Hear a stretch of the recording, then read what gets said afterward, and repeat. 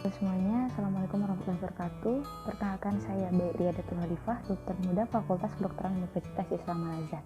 Saat ini sedang menempuh stase bedah di RSUD Kota Mataram dengan dokter pembimbing Dr. Nyoman di Jeputra, spesialis bedah konsultan bedah digestif.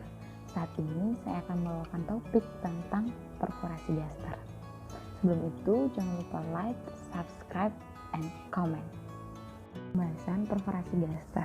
Secara terminologi, perforasi merupakan suatu keadaan dan diskontinuitas pada dinding atau membran suatu organ, yaitu di sini dinding dari gaster itu sendiri. Sedangkan gaster secara letak anatomi dia berada di bawah diafragma dan berada di depan dari pankreas dan lien. Masuki pembahasan anatomi lebih lanjut tentang gaster. Ini gaster itu merupakan suatu organ yang bagian proksimalnya yaitu esofagus dan bagian distalnya itu duodenum. Kemudian gaster itu sendiri terdiri dari adanya fundus, kemudian ada korpus atau badi dari gaster, yang bagian kiri atau yang bagian besar adalah curvatura mayor dan bagian kanan adalah curvatura minor.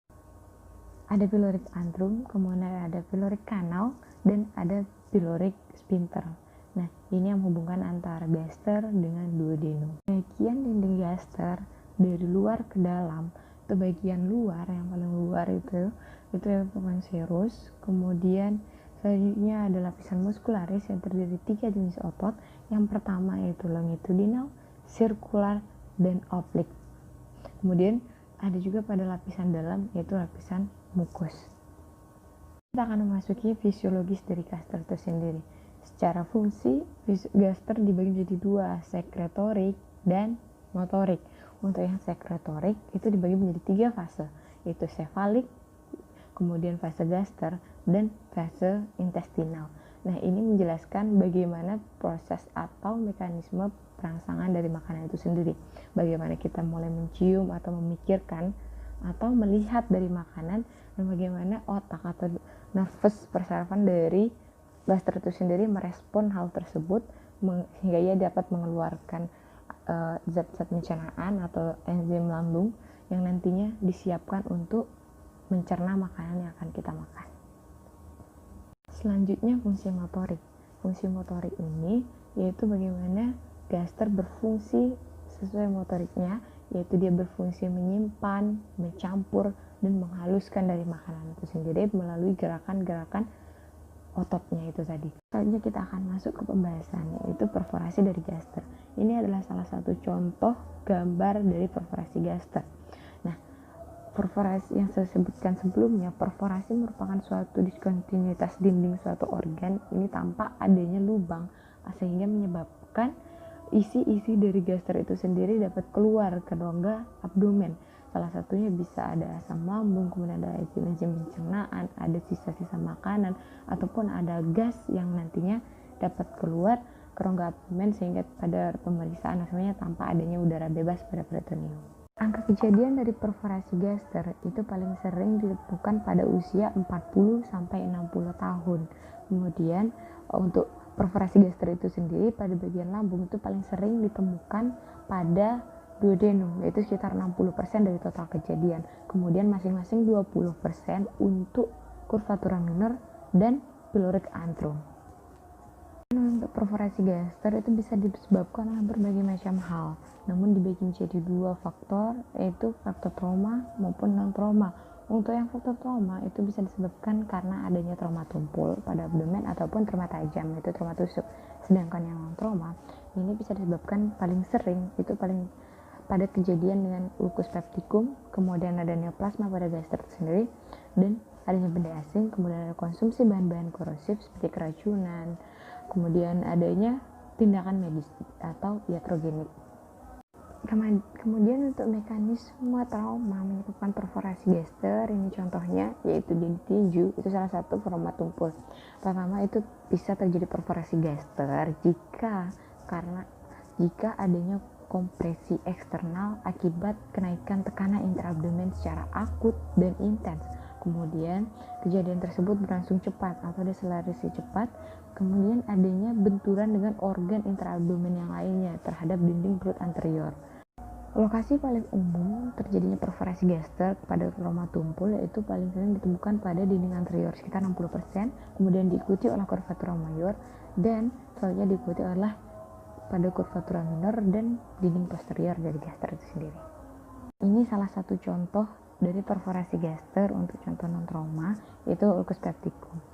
Ketika terjadi atau terdapat pola makan yang kurang bagus, kemudian kebiasaan konsumsi makanan yang kurang sehat dan makanan tidak teratur, itu bisa menyebabkan peningkatan asam lambung. Nah, peningkatan asam lambung ini bukan sebuah kebiasaan, akan terus-terusan berulang sehingga nanti kondisi asam yang berlebih ini dapat mempengaruhi atau memperbanyak pertumbuhan dari kuman Helicobacter pylori yang ada di lambung itu sendiri. Nah, pertumbuhan kuman yang banyak ini dia akan membuat kolonisasi kuman pada dinding gaster yang nanti akan menyebabkan penggaungan atau ulkus pada gaster itu sendiri.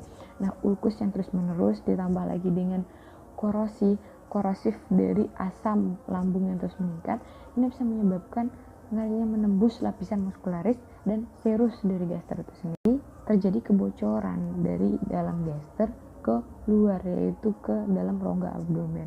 Nah, hal yang paling ditakutkan yaitu bisa terjadi peritonitis dalam 2-4 jam pertama dari perforasi ini, yaitu peritonitis kimia. Ini yang mungkin timbul ketika ada komplikasi ini, yaitu dibagi menjadi 3 fase. Fase pertama, kedua, dan ketiga. Fase pertama itu berlangsung 2 jam pertama. Itu bisa ditemukan adanya nyeri epigastrik hebat seperti tusuk pedang menembus dan meningkat secara gradual sehingga ke punggung yang kemudian dapat mereda. Kemudian terdapat takikardi dan ekstremitas juga teraba dingin. Sedangkan untuk fase kedua yaitu terjadi pada 2-12 jam, yaitu nyeri yang tadinya mereda dan dapat muncul lagi pada fase ini. Kemudian terdapat juga rigiditas pada abdomen. Untuk fase ketiga yaitu terjadi pada waktu lebih dari 2 jam. Bisa ditemukan distensi abdomen, pireksia, hipotensi, dan tanda-tanda shock. Kasus ini bisa dilakukan dengan anamnesis, pemeriksaan fisik maupun pemeriksaan penunjang. Untuk anamnesis, pasien akan datang dengan keluhan nyeri di epigastrik, kemudian ini terjadi secara tiba-tiba, sifatnya tajam dan hebat. Kemudian ini bisa terjadi terus-menerus. Kemudian dari riwayat penyakit dahulu biasanya pasien akan mengatakan dia akan pernah mengalami sakit perut yang intermiten, kemudian adanya penyakit GERD, ataupun ada riwayat trauma atau operasi. Atau dari riwayat pengobatan, biasanya pasien akan mengeluh atau datang dengan konsumsi obat-obat anti nyeri yaitu NSAID, atau sering kalau misal pada orang awam dia akan memiliki kebiasaan minum jamu. Itu sering dikatakan pada pasien dengan ulcus pepticum. Pemeriksaan fisik dari gaster itu bisa ditemukan adanya takikardi, kemudian tanda-tanda shock. Pada status vokalis kita bisa temukan adanya tampak distensi atau tampak jejas jika ada trauma pada gaster. Kemudian dari auskultasi ini dapat bervariasi. Dari palpasi itu tampak kita bisa meraba adanya defense muskular pada gaster, kemudian adanya ditekan ataupun rigiditas. Dan pada perkusi ini dapat bervariasi tergantung produk apa yang keluar dari gaster itu sendiri. Kemudian untuk pemeriksaan penunjang bisa dilakukan pemeriksaan laboratorium. Ini bisa tampak leukositosis, kemudian fototoraks posisi tegak, itu bisa tampak adanya udara di bawah diafragma. Kemudian untuk foto ronsen abdomen tampak ada Rigler sign ataupun football sign pada gambaran, atau bisa paling akurasi dari pemeriksaan hingga 98% ada pada pemeriksaan CT scan. Untuk terapi dari perforasi gaster ini bisa dilakukan dari konservatif ke operatif. Untuk konservatif itu bisa dilakukan pemasangan GT yang dialirkan, kemudian pasien dipuasakan, resusitasi cairan, kemudian pemberian antibiotik yang adekuat, kemudian observasi atau evaluasi dari evaluasi dari pasien. Kemudian sedangkan untuk yang operatif ini bisa dilakukan dengan vagotomi, gastrektomi, ataupun laparoskopi. Belum dilakukan tindakan itu yang nantinya akan menuju ke operasi, kita bisa melakukan KI atau edukasi pada pasien ataupun keluarga pasien, yaitu komplikasi-komplikasi yang mungkin muncul. Salah satunya yaitu bisa pneumonia, ada ileus atau infeksi pada luka, ada fistol, ataupun bisa jadi sepsis sehingga mengarah pada kematian. Oke, baik Pak. Terima kasih atas waktunya. Terima kasih telah menonton video ini. Itu yang bisa saya sampaikan tentang perforasi dasar. Untuk itu, saya ucapkan Assalamualaikum warahmatullahi wabarakatuh.